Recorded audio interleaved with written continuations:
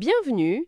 Aujourd'hui, on se penche sur des analyses passionnantes sur ChatGPT, son histoire, son avenir. On va regarder comment OpenAI est passé d'une idée, presque un idéal, à ce géant qu'on connaît. Oui, et surtout comprendre ce qui s'est passé en coulisses. Les moments clés, les innovations, l'impact que ça a sur nous tous. On va essayer de distiller l'essentiel de ces documents pour avoir une vue d'ensemble. Parfait. Alors, commençons par le début. OpenAI, ça naît en 2015, c'est ça? C'est ça. Une organisation à but non lucratif. Avec une mission très claire, une IA pour le bien de l'humanité.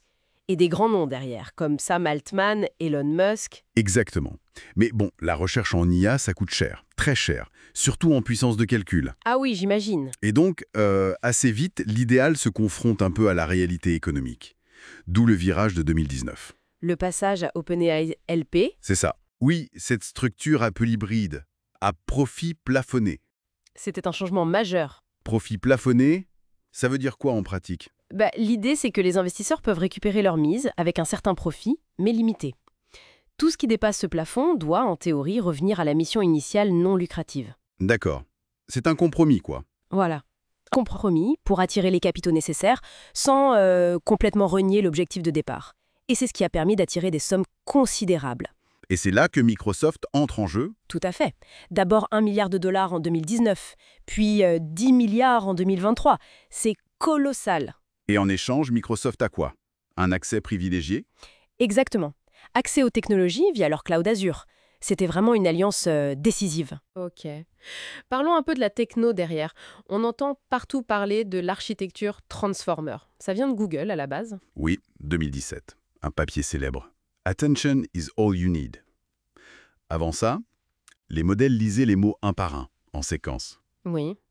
Le transformer, lui, grâce à ce mécanisme d'auto-attention, il peut regarder tous les mots d'une phrase en même temps et peser leur importance relative. Ah d'accord, il voit le contexte global d'un coup. CD, oui. Ça permet une compréhension beaucoup plus fine du langage. C'est vraiment la fondation des modèles GPT. Fascinant. Et l'autre ingrédient clé, c'est le RLHF. Oui, alors ça, c'est l'apprentissage par renforcement à partir du feedback humain. C'est ce qui a vraiment poli GPT 3.5 pour en faire ChatGPT. C'est-à-dire? En gros, on a demandé à des humains de noter, de classer les réponses du modèle, de dire « celle-là est mieux que celle-ci ». D'accord. Et l'IA apprend de ses préférences humaines pour devenir plus utile, plus conversationnelle et aussi plus sûre, moins de réponses bizarres ou problématiques. C'est l'étape d'alignement, quoi. Donc,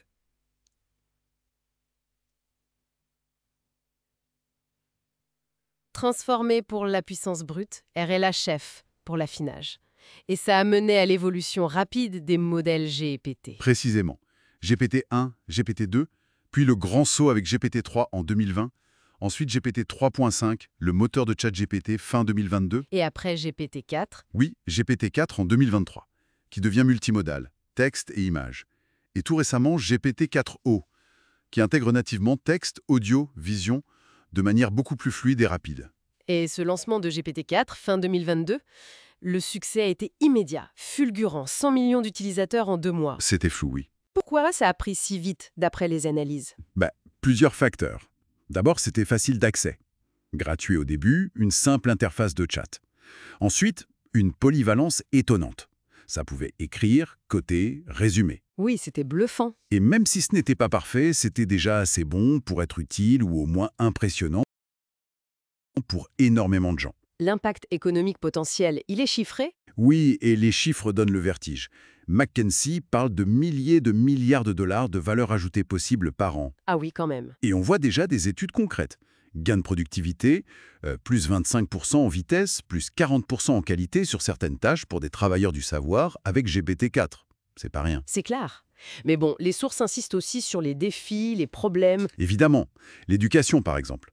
C'est un outil formidable, mais quid du plagiat? Oui, c'est la grande question. Et puis, la désinformation, les deepfakes, les biais qui peuvent être présents dans les modèles. L'utilisation des données pour l'entraînement. Il y a beaucoup de débats là-dessus. Sans parler des remous internes chez OpenAI, la crise de gouvernance fin 2023 avec le départ puis le retour de Sam Altman. Ah ça, oui. Ça a vraiment mis en lumière la tension centrale.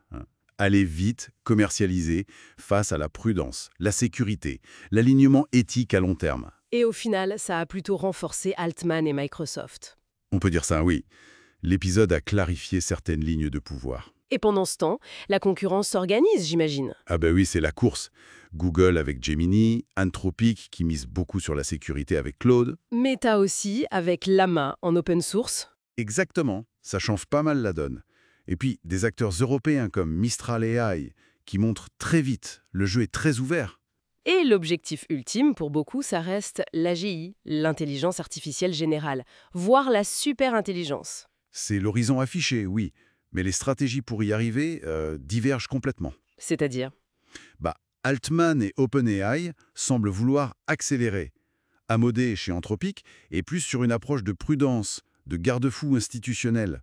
Et puis, il y a Ilya Sutskever, qui est parti fonder une boîte dédiée uniquement à la sécurité de la future super-intelligence. 3 voies très différentes pour un futur incertain. C'est le moins qu'on puisse dire. Donc si on résume ce qu'on a vu dans ces documents, une histoire incroyable, d'un idéal à but non lucratif à un partenariat géant avec Microsoft, des technologies révolutionnaires comme le Transformer et le RLHF, un succès planétaire fulgurant avec GPT, Mais aussi des tensions internes fortes, une concurrence acharnée et des questions éthiques et sociétales absolument majeures.